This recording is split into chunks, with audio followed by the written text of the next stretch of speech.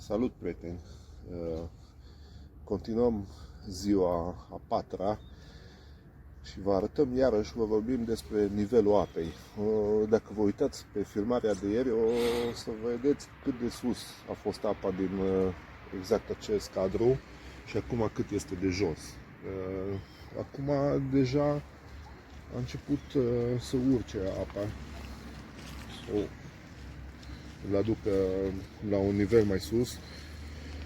Aseară era destul de sus, l-au lăsat, după aia l-au adus înapoi și pe parcursul nopții iar l-a uzinat și a scăzut destul de tare nivelul.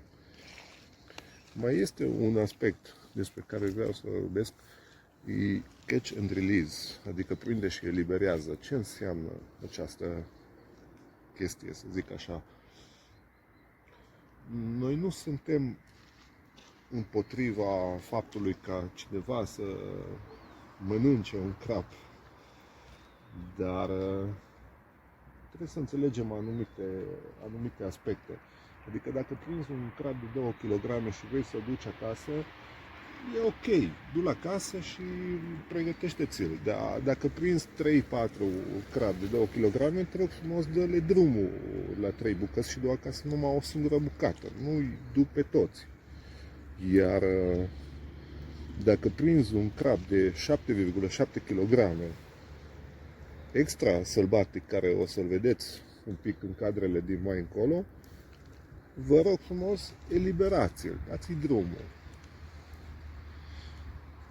Cam atâta am să vă zic. Noi nu suntem împotriva